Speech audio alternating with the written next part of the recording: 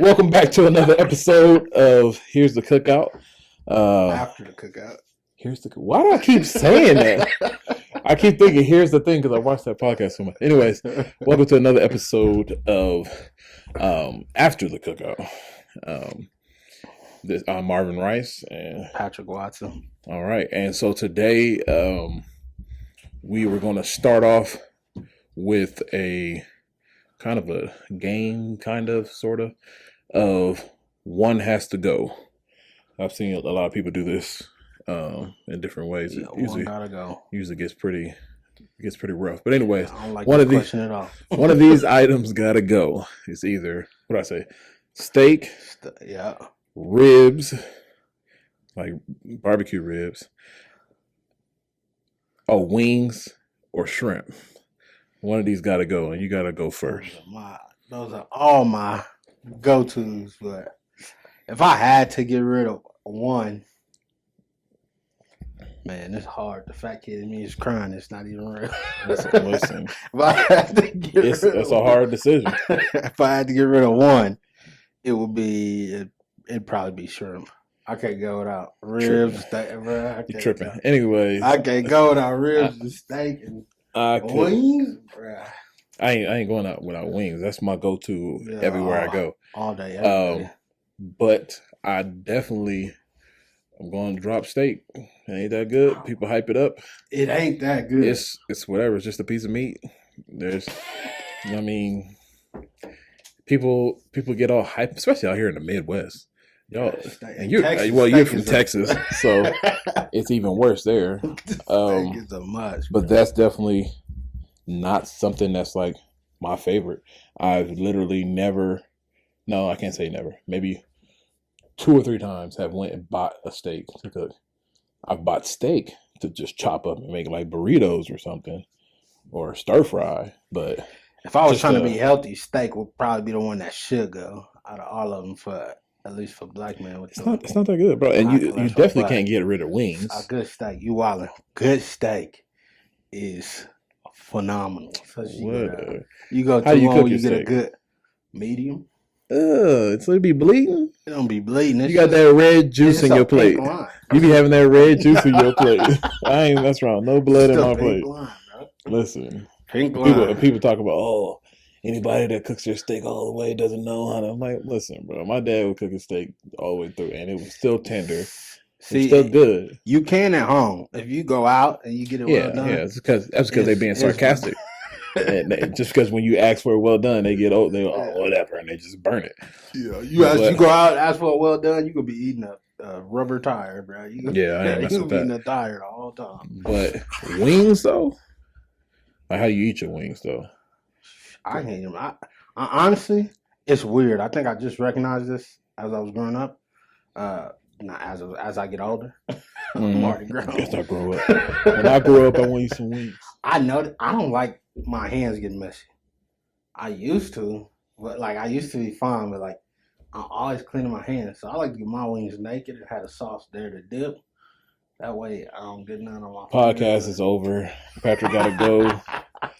I thought you was about to say some when people talk about boneless wings. Make my stomach hurt. Yeah, ain't that some chopped up chicken breast with sauce on it. Nah, I get them with the sauce on it, and I like them breaded with the sauce on them. I don't want them naked. They be fire though. I prefer them fried, but I'll eat them baked. If you could put good sauce on them, if they're naked, I'll bake them. I've done that to try to make wings healthy. You know what I mean? And just be like, I'll just put them in the oven. Yeah. Put them on a little rack so that they don't get all juicy. But wings is my go-to, man. When I think of a good day, wings are a part of that for sure. Wings and some fries and some good ranch, not that old thick stuff that people be having. Ugh. Yeah, there's different types of ranch. There's ranch you put on your salads is a different type of ranch from the different ranch you dip your. It's just different. I like ranch dressing on my wings. I know I've seen people use the ranch dip. It'd be the one you make with just sour cream. Sour. No. I need my ranch to be a little wet. You know what I mean? I need it to be loose. I need that loose ranch. But no. And then I don't know why you made that sound so wrong. What, wet ranch? Yeah. Oh, it sounds fine to me. To be a little wet. But no, and then like what you call it? Like ribs, like that probably would have been, if steak wasn't in it, it was something else that I like more, ribs probably would have been next to go.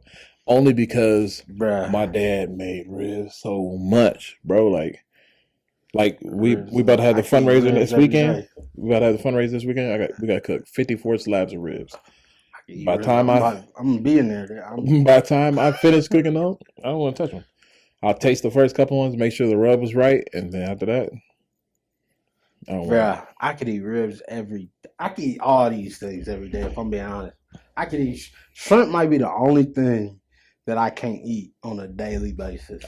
But I could definitely get down on it for most. See, for me, I'm so particular about my shrimp because a lot of people be overcooking their shrimp and be all rubbery and stuff. Yeah. Like I need the shrimp to still be juicy. You know what I mean? And still, I could not get rid of shrimp. There's so many things that I eat with shrimp that are my favorite things. Shrimp fried rice. You know what I mean? Ceviche. There's so many. I mean, shrimp Alfredo. That's the only jambalaya. Shrimp Alfredo is the only thing that I could think of that I'm like, that is gonna be a problem for me. I don't like chicken. It's weird because like, you don't like Alfredo chicken? With my Alfredo, like the chicken with my Alfredo, it's weird because the texture of shrimp goes so much better than the texture of chicken when you eat Alfredo because everything else is, and then the chicken be tougher than, especially if you go out and get it somewhere, it be tough and you be. It's just a different, with the shrimp, just one swoop bite, bro. But man, I couldn't give up ribs, bro. What was the other thing in there? Shrimp, ribs, wings. Oh, wings and steak. Yeah, steak is overrated, bro. It's overrated, but you know what I mean. I can go on that subject forever. I wasn't a huge steak person, honestly, until I came out here. I had my family didn't really eat like steak like that. My mom was a super health nut. Like my mom and my dad, they was like, black people shouldn't eat red meat, which is just because of the high risk of heart disease and stuff. So we was eating ground chicken. We would have fried chicken. We would skin the chicken before we fried it. Yeah, it's not bad. Okay, it's pretty good. Pretty good. I'll take your word for it. No, but we didn't get on that until. I was probably like in middle school when we started like doing like ground chicken or ground turkey, like in tacos and stuff like that. But my dad was a barbecue dude. You know what I mean? My dad was barbecue. And so, I mean, beef and pork or in order, pork and beef, that's barbecue. You know what I mean? You can't really be sitting around grilling just chicken. I mean, I love grilled chicken, but we had pork very, very rarely. We very rarely had depends pork. If it was summertime. We had it like during Thanksgiving and but I don't like ham. My mom makes some fire ham, but I don't like it. See, we get into Thanksgiving, we get in trouble. We'll run the whole podcast through with food. But no, yeah, the topic today we wanted to talk about. We're like a day late, but we wanted to talk about. Not necessarily Father's Day, but fathers or fatherhood. Yeah, fatherhood and we both got different experiences or whatever, and just had first Father's Day. Yeah, I did. I did just have my first Father's Day. I had to work on my first Father's Day, but I won't go into that. It's a little frustrated, but I was on call, and being on call shouldn't be that busy, and it was. So things finally calmed down around. I'll say 3 or 4 p.m. and then I was able to chill, which sucked. That was like most of my day. But anyways, I was still able to. I put my blow up mattress on my theater floor in my basement, and I was just down there watching movies and shows and stuff. That's dope. Yeah, so it turned out good after I ate some steak nachos. Steak was there, but I chopped it up. It was carne asada. Say carne asada. If that was on the list, I wouldn't have been able to get rid of that because burritos. I can't. Anyways, back to the subject at hand. No, yeah. Just like fatherhood and how did your Father's Day go? I'm sorry, I didn't ask. Oh, shoot. We didn't really do anything. I'm very simplistic. I consider myself probably a minimalist. I don't like doing much. My wife likes going out, doing all that kind of stuff, and she wanted to go out, but we just decided to save money. In all honesty, my wife she did whatever she could to try to make the day feel special. Mm-hmm. Cause she on her side, when it's like Mother's Day or something, she likes me to do grand gestures, which I don't mind doing. But I'm not I'm like she doesn't want to feel like I'm doing it and she's not doing anything. But at the same time, I don't like doing anything. Legit. It's like not doing nothing is what I want to do. But yeah, she, she was trying to make breakfast and dinner, and she was doing all types of stuff. I spent most of the day doing homework because I procrastinated. But yeah, my wife, she just made it so, I ain't gonna do it. Yeah. What'd you have for dinner then? Wings. See, there we go. Back to the discussion. No, I'm playing. No, yeah. So I know we did the Mother's Day episode where we talked about how influential our mothers were in our lives, in our lives, but then also how influential. I can't talk today. How influential they were in our choosing of our wives too. Right. And so, the influence of your father on your life. My father is a huge motivation in the man I am today. And honestly, it's not just my father. I was blessed with a lot of good influence around me.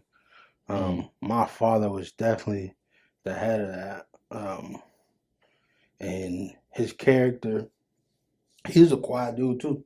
He didn't want to do nothing. He wanted to stay at home and do stuff like that. But when it came to my family, he was very family oriented. He put God first, but he put his family before anything else. So a lot of my character as a man, who I am, I try to be genuinely kind and treat people nice, and that comes from the example of my father. And my dad, my uncles used to tell me my dad was a bad man. But you would never, growing up with him, you would never know that in a sense because he was just so compassionate and empathetic. And so for me, that influenced the way I try to do things. People always call me a big teddy bear, and I honestly had to work to get to get to that definition, because I feel like I always had something to prove. And so if it wasn't for my father's example of like, you ain't got to prove anything to anybody. God knows your heart. And so if it wasn't for my father in that, I think I would have probably been doing all kinds of stuff just to prove, quote unquote, what a man is in this world's perspective. So I am so thankful for the father that I have. Legit. Yeah, my pops, man, like, me and my sister were talking, I think it was yesterday or the day before, probably think it was Saturday. We were talking about, talking about my pops, whatever. And I was like, when I was a kid, the dopest, coolest person in the world was my pops, hands down. The only person that I wanted to, not to exclude my mom, but the only person that I really felt like I needed to, like, not necessarily prove nothing, but I wanted his approval and everything, was my pops. Like, there's no one outside of the household that I was like really gunning for their approval. Coaches, none of them. Like, It was my dad. Like, that's whose approval I wanted. I was always with my pops. Like, my dad I remember, like, appliances breaking down. My dad be he'd go to the store. He had, I can't remember the store's name is, but he always had their magnet on the refrigerator so he can call them and stuff. And when he'll call them, they be like, they got the part. And then we go up to the store, and I'll go with them, be on a Saturday morning, and go pick up the part. Like, and I'll be telling him all my business ideas and stuff like that. He just listen. He won't say nothing. He just listen. No real response. You know what I mean? And then I'll move on to the next idea or whatever. But like I was always with my dad. Like I remember in high school, I think it was my freshman year, my dad became a custodian at the school district, and so then he started working like nights. So he would, get off of work, not nights really. He would go to work at like 3, and so by the time when he was going to work, we would just be getting home, or I'd be at football practice or something. And so he wouldn't get home until like 11:30 or so, and so it's like by the time he get home, you gearing up to go to sleep. Right. Days are flipped, and I hated that.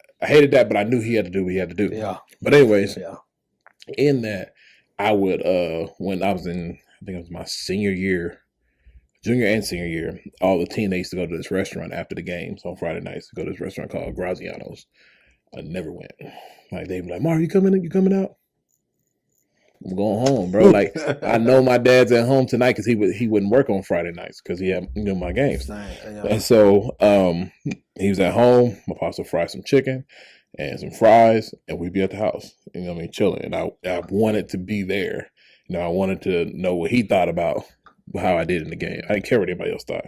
I didn't care even if a newspaper wrote about me. I didn't care what they thought. Like I just wanted to hear his opinion on that. You know what I mean? How you felt. And so then when I got to college, I was playing in college at Bethel. Like it was the same thing. Like they used to say, "Man, Marv, why you never stay on the field after the game?" Like first of all, because we got blew out.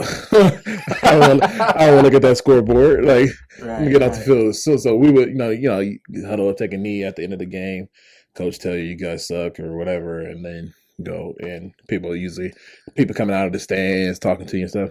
Yeah. As soon as we break out of the huddle, beeline straight for the locker room. Gone. You know what I mean? Beeline straight for the locker room. And then I get to the locker room, I change clothes. They used to have a pizza for us. Like you get a half a pizza. Yeah. I used to lie.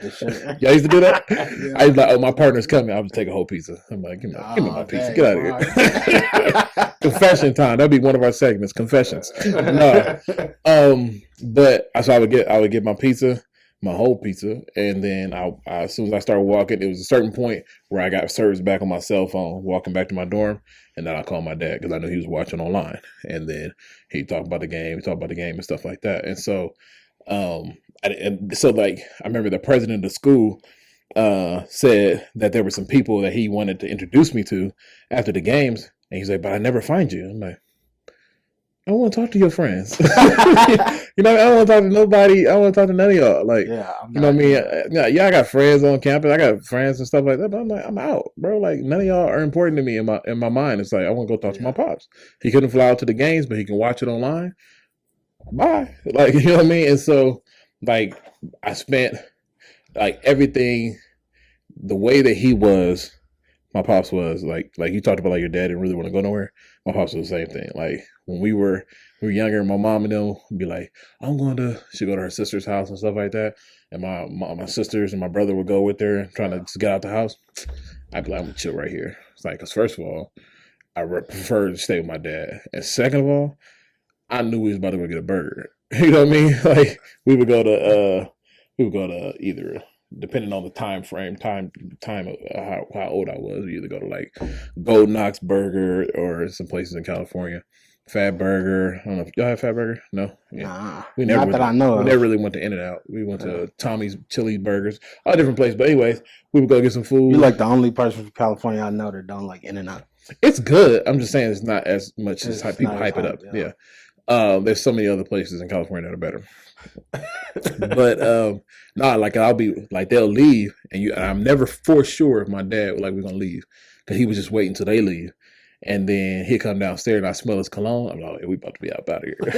Pops come downstairs, like, come on, man, let's go. He put on his hat and we roll. Like that's what I lived for. I was like, I'm just chilling with my pops. You know what I mean? And so, definitely like the most influential person in my life. My pops passed in 2014, at the end of 2014. And so like that was like trying to walk through that, like where when I spent all my time just wanting to get his approval, and not like on a negative tip of like, I know some people like spent all my life trying to get my dad's approval and I never got it. Like I did get it. Like he would approve, he would say, do your thing, homie. Yeah. You know what I mean? And so, trying to shift,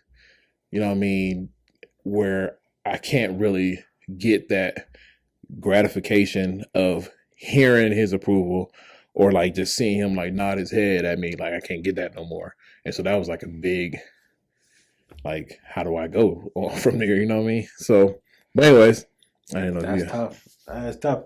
And it just, that kind of reminds me, like, when you say both our dads like to stay in, like, our dads were part of that generation where manual labor, like, an hourly worker, or if you weren't working, you weren't making money. So it was real hard for us to, like, I don't know. It wasn't, I think both our dads obviously did the best they could to manage the time and still be involved in their children's lives. But it's real hard. I mean, at that time, it's like, yeah, I can go to his practice or his game, or I can make sure you got food on the table. So that's a hard choice to make for a father. But my dad came to everything.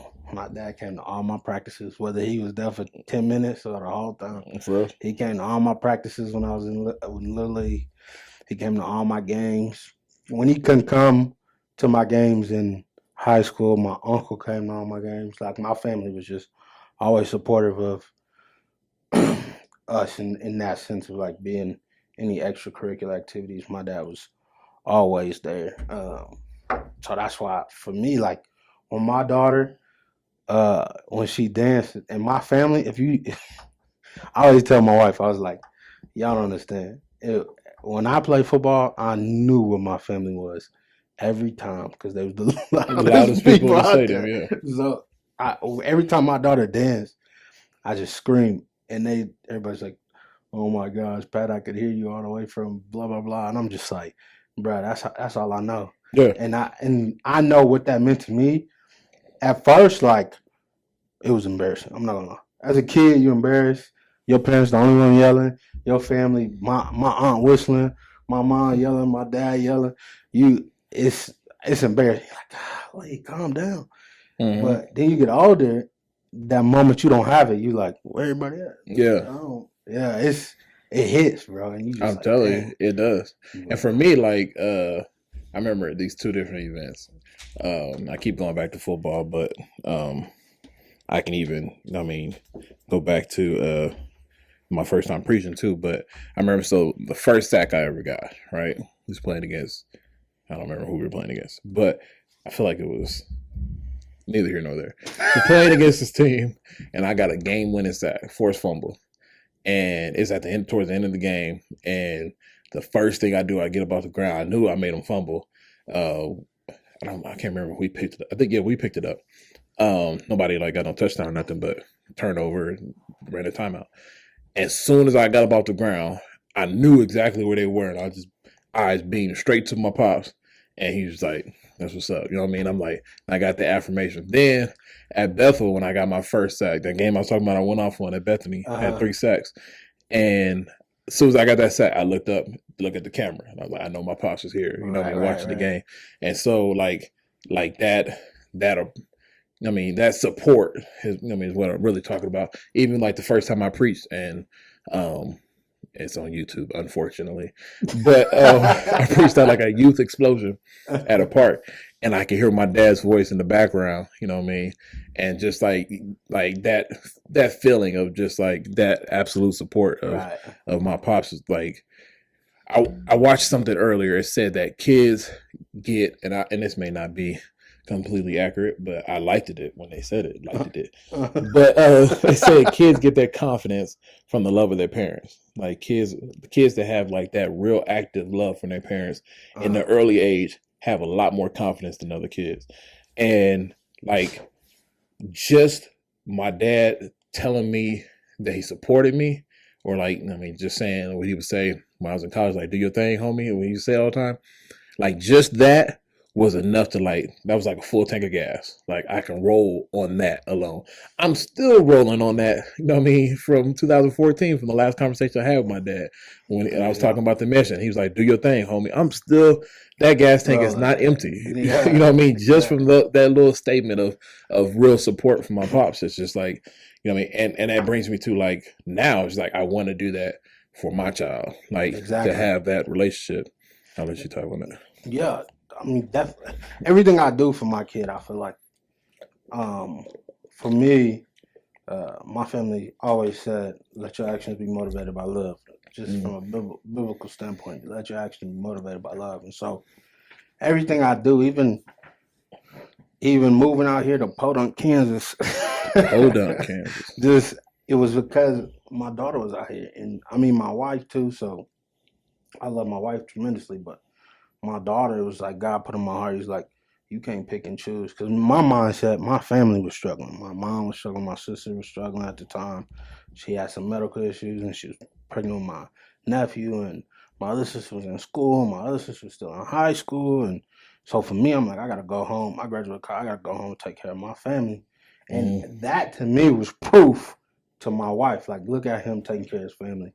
He will definitely take care of us if he ever was in that situation. So I'm like, I gotta go do this. And God just put on my spirit because I'm seeing these pictures of my daughter with all these other dudes and I'm just getting jealous the whole time. Like just infuriated. And it's not that serious. Like it's not.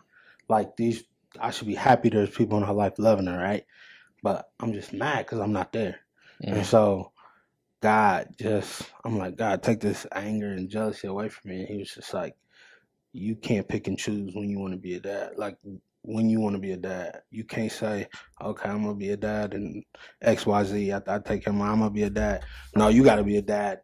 As soon as that kid is conceived, that's when you start being a father. So now I'm like, all right, I got to move to Kansas. And my mom was just like, she was full support of it. My sisters, I can't thank my family enough because, bro, I cried myself to sleep at night knowing I left my family for a day. My wife would tell you, just knowing I left my family in that situation, I knew I had to listen to God, but, bro, I cried myself to sleep. But my sisters have always been supportive, always made me feel like I made the right choice, always tell me I'm a good father. And so knowing that you hear that a lot from your parents, you know, your mom, your dad, but even your sisters saying that, like, I wasn't even doing that for the idea of being a good dad. I was just doing that because that's how I was raised. Like, you got to be there. You got to be active. My dad went out of his way to have one-on-one time with all his kids. He would take me and him. We go play basketball. We go to Chuck E. Cheese. He would take him and my sister, go to Denny's and just talk. He would always try to make sure all his kids, he was there. No matter how hard he worked, he was active in our life. And so for me, being raised like that, I was like, I'm going to be active 2 states away. I got to be there. So I had to move. And that influence of my father is really, and then just the presence of God, obviously. Yeah. But that influence of my father is what allowed me to act so quickly once I heard what God told me to do. Yeah. Like for me, I was thinking about it when I kind of told you guys about that train. I know y'all hear it. I can see the little squiggly lines going up. But no, yeah, like I was thinking about like I was thinking about the topic, and I was thinking about like what are some of the things that I learned from my dad, and I was like, man, my dad like sacrificed a lot, like the most selfless man that I've known, because he could have done a lot. I mean, he could have. If we didn't have money for everybody to get something, my dad would not get something for himself consistently. And I didn't think that was a big deal until I became a dad myself and seeing how I have to sometimes go without, you know, especially, right. I mean, until things settle out, I mean, for us. But like that feeling of going without, like it really like, it kills self. Like self dies. Like you want to talk about getting on a cross, going like denying yourself the things that you want, so that, I mean, that the household, I mean, not even just that the household, but that so that the people that you love get what they need, you know what I mean, or even what they want sometimes. Like that goes on. Like my dad would not buy shoes for himself and stuff. Like it wasn't until I got my dad always wanted to give him some suits and stuff. It wasn't until I was in college. I think we were all in college. Then he finally went and got him some suits and stuff because he didn't really have to buy his clothes anymore. Like, so he went and bought him like 3 suits. He went to LA and got him three nice suits. I got them now. And so I'm just like thinking about those kind of sacrifices where he would, I mean, or even the sacrifice of time of like not like my dad had friends and stuff. Not my entire life. I can't say my entire life. Most of the life I remember, I do not remember more than a handful of times of my dad just going to go hang out with his boys. Yeah. He's at home with us. You know what I mean? He got off of work. My dad, like Friday nights, man, first of all, I miss movie stores.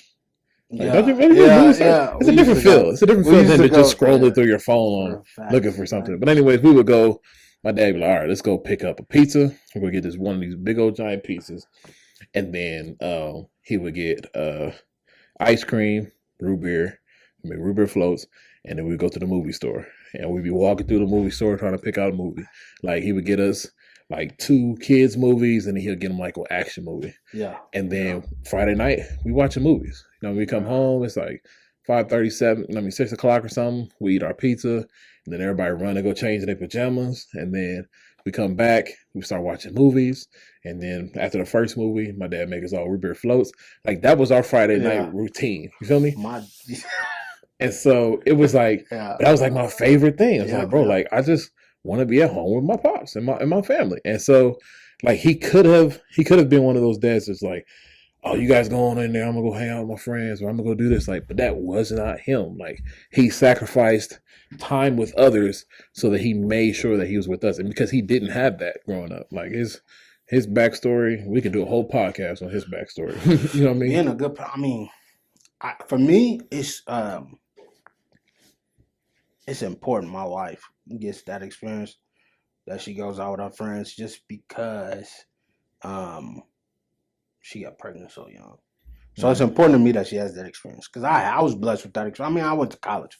College was a 5-year vacation. I just got to talk to friends and did homework on the side. Like, I was playing football, but let's be real, that it's a huge social thing in college. And so my wife didn't get that. She got pregnant fairly young, and so it's a big deal. But for me, like, me and my daughter's schedules line up. With me being an educator and her being in school, elementary school, our schedules line up exactly. So I'm always trying to do that movie thing. But to go back to what you were saying, my dad we used to do the same thing. So my dad took off Fridays too. We were homeschooled, and so Friday, we only worked Monday through Thursday. And then Friday, we had a sports day. So we did that for a little bit. We used to go to this place where homeschoolers would meet up, and we would do different sports. And we had a sports day. And then that would be the day my dad would try to take one of us to do something special. But we would always watch a movie. And my dad would be watching, and he would always fall asleep and start talking in his sleep. He said the most outrageous stuff in his sleep. Now my wife's like, you do the same thing? I'm like, nah, that ain't me. But I remember that to this day, because he would fall asleep. And we had, I ain't gonna lie to you, we had the Direct TV. Like, we went to, I remember to this day, Hollywood Videos, because that was my spot, bro. I just go to Hollywood Videos, that had Game Crazy in it, and my family would be walking around the Game Crazy, and I'd run into the Hollywood Videos, and I'd run into the Game Crazy, just looking at it. What's a Game Crazy? It was so, like video games? It was like when video game stores came out, there was multiple. Like, it wasn't just GameStop, it was Game Crazy, EB Games, and GameStop. And Game Crazy was directly connected to Hollywood Videos. Oh, okay. When the movie stores start closing down, Game Crazy closed down because they were affiliated. Like, every Hollywood Videos had a Game Crazy in it. Game Crazy closed down, but they were still making money when they closed down, honestly. Oh. But Hollywood Videos were making money anymore. Man, honestly, like I know we got every stream. I'm getting off subject right now, but I know we got every streaming service that's out there. So many different streaming services and then you got Redbox. Some people don't even go to the Redbox because you get it on your phone too. There's an app for it. And so everything is like in the palm of my hand. But honestly, I would kill to just be like, go back to movie stores. Walking around. Yeah, walk around, you see the cover of the movie. Oh, that's the movie I want to get. You pick up the empty box and then go give you that was the good stuff. That was good stuff back then. Yeah, and Newton used to have, they had family video.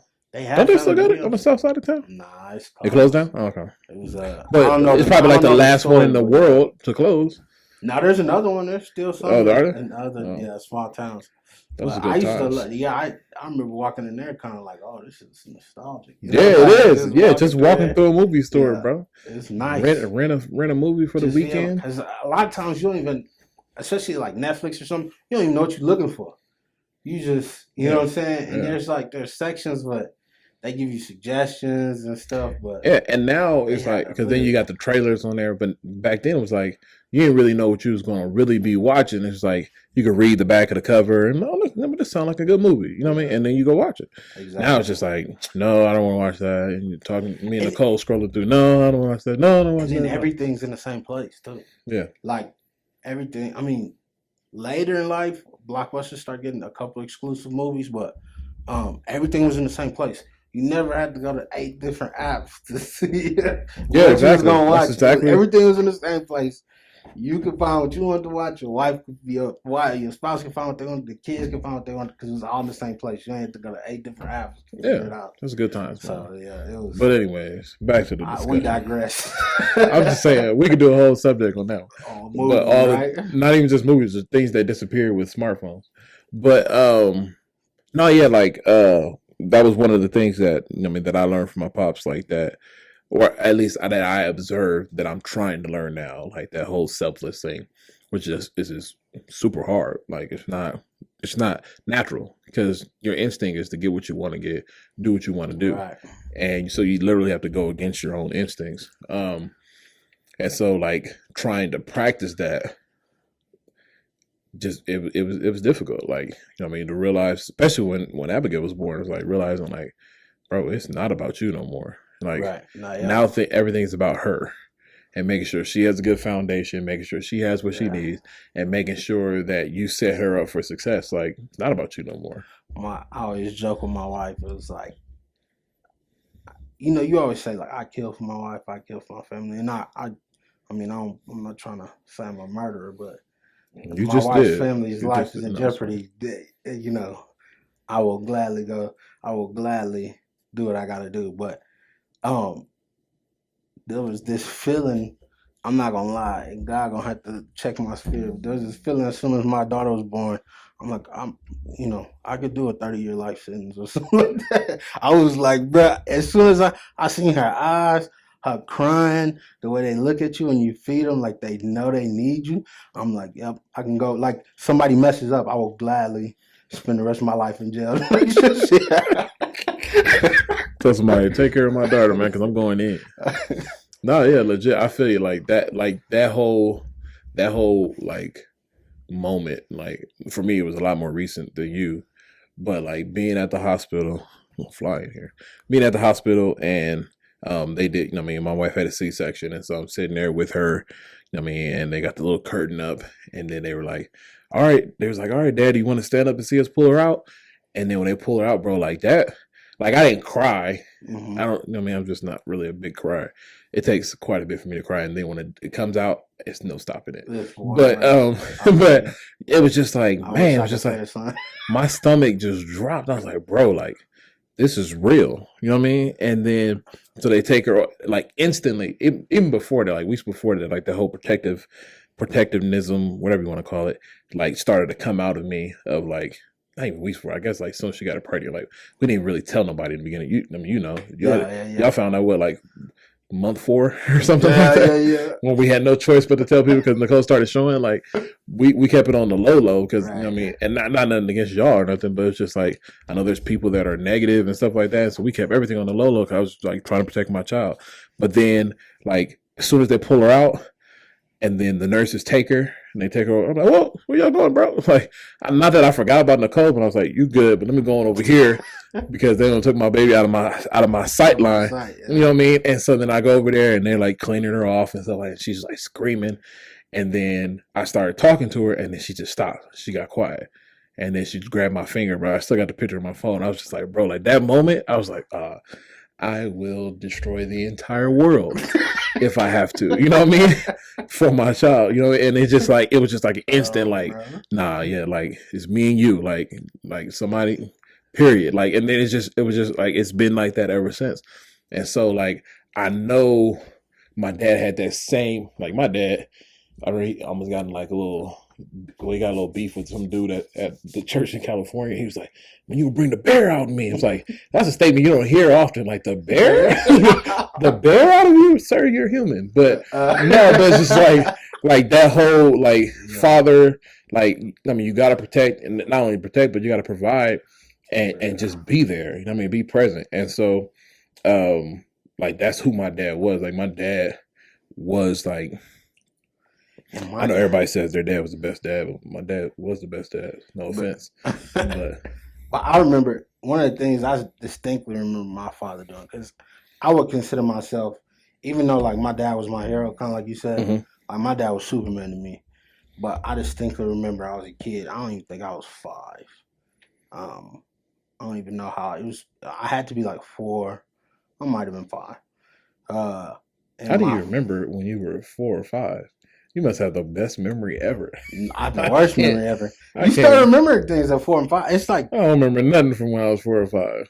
I'm trying. I can see. See, my problem is not to interrupt. My dad recorded a lot of stuff with home videos, and so I've seen home videos. So I don't know if it's my memory or the memory of watching something. My earliest memory was 4 because I was in school, and I remember too. You was in school. That's good. In California, I was in a private school. Oh, preschool kind of thing? Oh, no, it was a school. I was in kindergarten at 4. Yeah. What grade do you go to kindergarten? Is it 4? If you turn 5 that year, yeah, in California, you can go. Yeah. Never know. So I went to kindergarten, and I'm in there, and they sit there. And I remember this to this day. There's no video of this or anything. I remember this to this day. The teacher's like, do not talk in the hallway. Do not talk in the hallway. You are quiet in the hallway and you're in line, right? Now, my older sister, she's 3 years older than me. And so I'm in the line, I'm trying to stay focused. But then I see my sister, I'm like, Tara, hey, Tara. And she is ignoring me. And I'm like, Tara, it's your brother. What are you doing? Like, it's me. Like, do you see me? And she was like, just straight face the whole time. And the teacher comes up and I just could feel her coming. Like, I didn't see it, but I could feel it. And I just look, she goes, in line, quiet. And I was just like, oh, snap. I remember that to this day because I was like, I was in that moment, I was like, do you know she hypnotized? Like, what y'all do to my sister? Do you not know who I am? But anyway, I'm digressing again. But the story I remember distinctly with my father is I was like 5. And my mom, my dad. Wait, that story wasn't about your dad. I thought you was like getting to that. No, that was just your first memory. I spent off that was my first. Oh, okay, my bad. No, I'm sitting there like, what's Pat talking about, bro? No, but go ahead. I was 5, and my dad and my mom was just like play wrestling on the bed, and they was like trying to knock each other off the bed, and my mom, like obviously my dad's a big dude, so my mom's losing, but. My sister, I remember my sister, like we ran in and we went to go help. My sister went and helped my mom. And I went and helped my dad because I'm like, let's get him out. Like in my mind, like, let's get him out. And he stops and he pulls me to the side and he said, if you ever in your life, me or anybody else, see somebody coming after your mama, you always protect your mom. He was so big on like just respecting his wife, respecting my mother, respecting women. My sisters, we used to get into fights, straight fist fights. And to be honest, when I was young, fist fighting? Straight fist fights, bro. And when I was young, I'm gonna be honest, I'm gonna be transparent. I wasn't winning a lot of those. She was bigger than me, and we fighting. She would pulling my hair, scrapping, bro. And my dad, we would get a spanking, both of us. And then my dad would pull me to the side and I would get another spanking. He said, never is it okay to touch, to hit. These lessons to me that I carry on, like, I don't, like, there's nothing, like my wife can jump like I'm a hitter, but there's nothing that'll make me hit my wife. There's nothing that'll make me hit, my daughter, like punch her or something, punch my wife, punch my daughter. It was just right. Like I was raised that way. Like men don't do that. When you are the person with the most power or like person who has the potential to harm somebody, you should be the one with the most. You shouldn't be the one that asserts that dominance. You should be the one to control the situation. So you should be the one to step away and say, all right, let's not do this. And so I ain't gonna lie to you. It took me a while to figure it out. Took a lot of beatings. But I just remember my dad holding me to that standard, like, or what a man is. And to this day, my friends will sit there and say, I don't know, I hit a woman if some of my friends, let me say that. Some of my friends will say, I hit a woman if she put my life in danger. It's in my head, it's just got to be another way. Because my dad is saying, control the situation. You see my eyes? I was trying to picture it. Go ahead. There's got to be another way. Now, the problem is, I ain't gonna lie to you. I don't know what would happen if somebody put my wife in danger. I don't know who it is, my wife or my daughter. I don't know if gender or race is going to play a part in my decision, because I don't think I'm going to think rationally at that point in time. I've never thought rationally when it comes to people I love. I only think rationally when it's myself. I'm so irrational when it's family. Mm-hmm. It's a problem. It's really something God is working on me. But I would never harm anybody just because I could, or if I knew I was stronger than somebody. I'm not that kind of dude. My dad really established that, because everybody used to let me know. My dad they would always, oh man, your dad is, people like, oh, you don't even know about your dad. Your dad was a bad man. What does that mean? Like he was out here beatboxing people? I don't know. I don't know exactly. But I heard stories about like fights he got into, beating people up, knocking people out one shot. They would always talk about that, like, and I just see like, oh snap, that's my DNA then. Like, I'm doing that too. Unless you step to me, no, I'm saying, no, I ain't gonna do you like that. But yeah, no, he never. My dad, although everybody said that for him, he was never the kind of person to promote that. Like, he was doing a lot of times. He was doing that out of love to protect people he cared about. To do, I mean, you hear the stories. A lot of it's based on protecting people we cared about. That was a huge part of who my dad was, and that's a huge part of who I am because of that influence. Like, I consider myself a protector. Now, at the same time, I gotta surrender that, because the only person who can truly protect us, I'm a failure, I'm a human, is God. But at the same time, I still feel like God put me in a position to protect the people around me. So yeah. For me, one of the other things that I saw in my dad was that, not that he was confrontational, but that he never was afraid of confrontation, if that makes sense. Like, he didn't go seek it out, never. But like, he didn't care who you was. If there's something that needed to be said, he was gonna say it. That's just what it is. And it wasn't gonna come off like super disrespectful or nothing like that, but like that level of confidence that he had, like, I mean, I don't want to bring nobody's names into it. I was about to use an example, but I don't want to expose nobody. But no, there were people that in if you look at it from like the viewpoint of like status, that had way more status than we had as a family. My dad didn't care. Like, if something needed to be said, everybody else may tiptoe around it. Not Martin Rice Sr. Just not. That wasn't him. And so like me and my brother both got a piece of that. You know what I mean? Like, if something needs to be said, I'm gonna say it. Like, it's just like, that's why, one of the reasons why everything, like, I work so well here. Like, when there needs to be a conversation with one of my guys, one of my residents here at the mission, like, that does go hand in hand with we're gonna have a conversation. Like, we're gonna sit down. I'm not gonna do it in public because that's wrong. Right. But I'm gonna bring you into my office or whatever. And yes, I may be, well, now I'm 30, but when I got here I was 21. You know what I mean? I may be 21, you may be 62. But if something needs to be said, I'm gonna say it. And I'm gonna say it with love, and I'm gonna say it with kindness. You know what I mean? Sometimes it may not feel kind because I'm pretty stern, but if something needs to be said, I'm saying, and it doesn't bother me. Like most people, when they got to deal with confrontation, like their stomach start hurting or something, like, I gotta go talk to my boss about this. Like, they like freak out about it. I find comfort in it. You know what I mean? Like, it's like a switch. Peace, yeah. And it was when I got here, it brought it out of me. I didn't know it was inside of me. And it was just like, the more I did it, I was like, why would people be afraid of confrontation? Some people just hate confrontation. Like, they'll break out in a cold sweat. Like, for me, I'm going to say it. Like, I'm not going to just not speak my mind.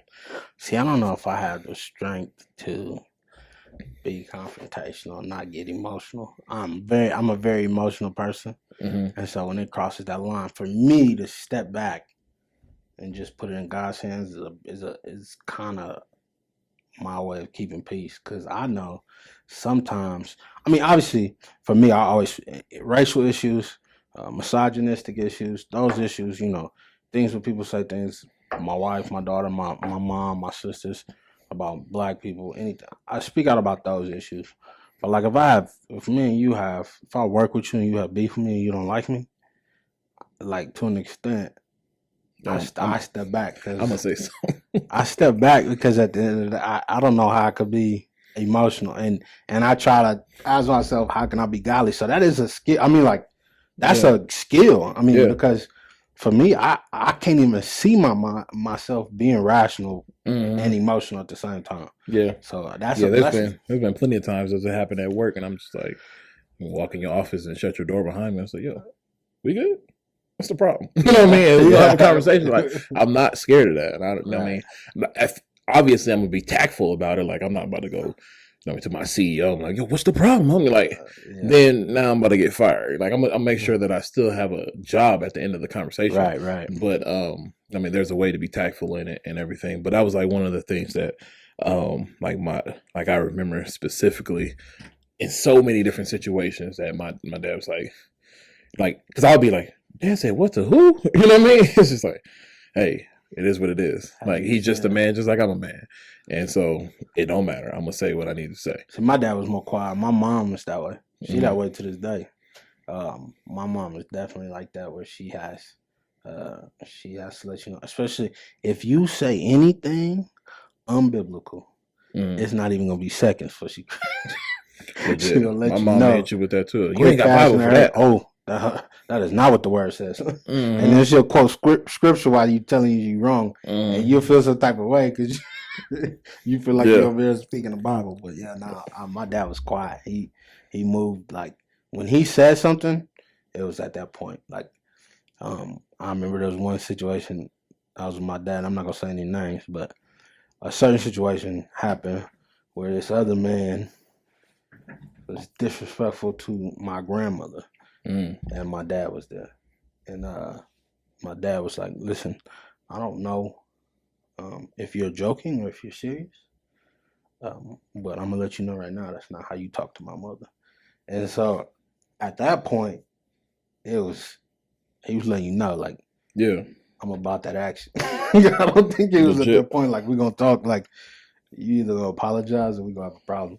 But that was how my dad, he kind of moved, like, when he spoke, you knew it was he meant business. Like, it was that time, like, that needed to be said or something like that, you know. Indeed. Any final thoughts? Man, I honestly, I want to shout out to a lot of the fathers, especially when my dad, the older I got, my dad was more absent. And there was a lot of men that stepped up for me. My Uncle Kevin, Pastor Murray, of the Outreach Center in Houston, Texas. There's coaches that stepped up for me. My O-line coach is a big influence in my life. When I went to college, I had Steve Knoxted. He was a big influence in my life. My father-in-law is showing me a lot of the things now, and he's a really big, I believe in a husband is supposed to be a servant, like Jesus was. You know, Jesus came to this earth, even though he was God, he came to this earth and humbled himself to a servant. And I believe that's what a husband is supposed to do. And I see that in my father-in-law all the time. And so I try to be like that. But not just that, my friends, I mean, like Marvin, you haven't even been a father that long. And you set an example on how a good father should be. I have my friend in Arizona, Nick Garfinkel, probably one of the best fathers I know. He's so bad because he's so bad with apologizing about being a good dad. Like, sorry, dude. Like, we'll say, hey, we're gonna get on, play video games, or hey, we're gonna get on and talk at like 8:00. He's like, sorry, dude, my kid wanted to go outside and play with a water slide. So I'm like, don't apologize for being I don't ever expect you to put me before your kids. Like, even my friends who stepped up, who aren't biological fathers, but are just mentoring people's lives, like Max Switzer. Like, I am so blessed. Max Switzer, Zachary. I'm so blessed to have friends who are Christ-centered, but also, show me, keep me, iron sharpens iron, keep me in check on how I can be and continue to be a good father. So I appreciate all you guys. I thank all you guys. I'm blessed to have all you guys in my life. And I thank God for that. Legit. I would I'm gonna do the same thing. Now I'm saying no, I'm saying no, there was plenty of people that that stepped up after my pops passed away in 2014. One person in particular was Doug Brewer, my host father from college. Him and his wife, man, like, bro, and then he just recently passed away in November.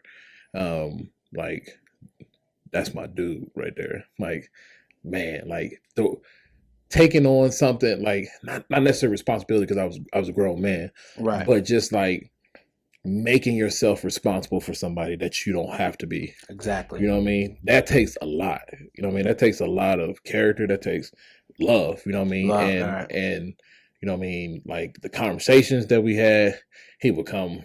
I mean, that same kind of support. Like I started teaching Bible study here at the mission, and he would come every Wednesday. He'd be there. He took my Bible study group out to go see a movie a couple of times. Like, he was always here, and he would just listen. Like, he's a white man. I'm talking about me venting about racism. He would just listen, not give his input and say, "Oh, Marvin, I think you're tripping on that."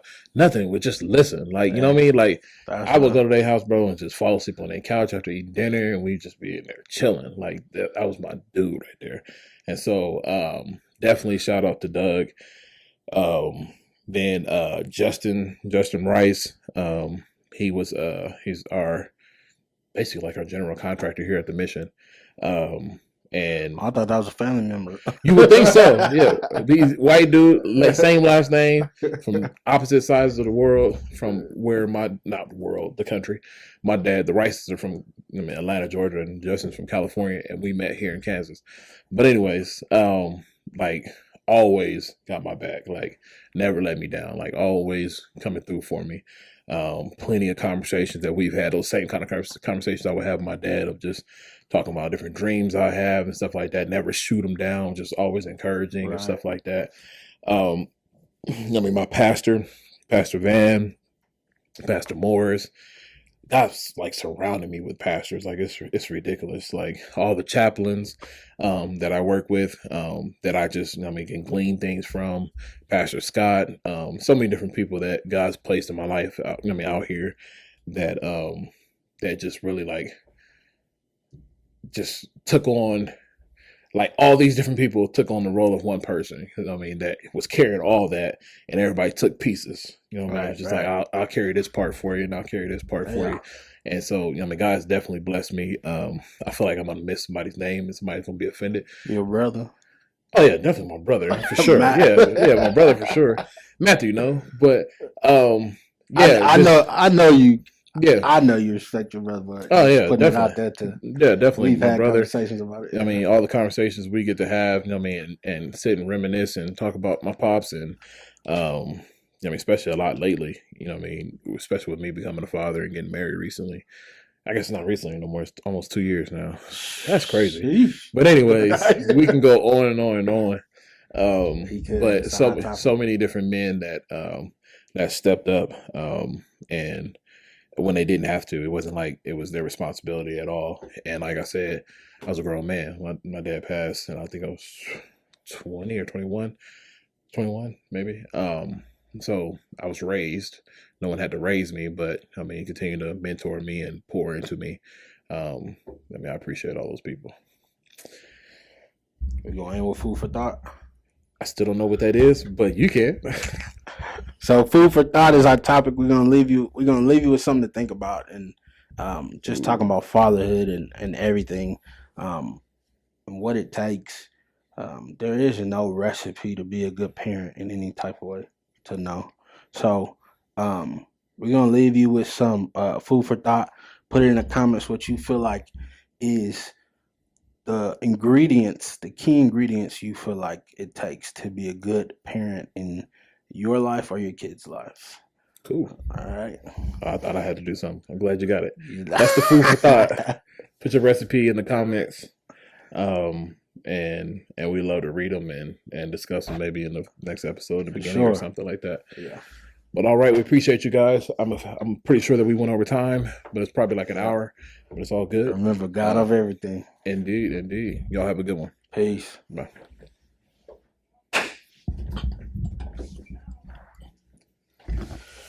Watch your camera not be recording. Bruh. No, I'm sorry. You do that every time. I'd have been sick.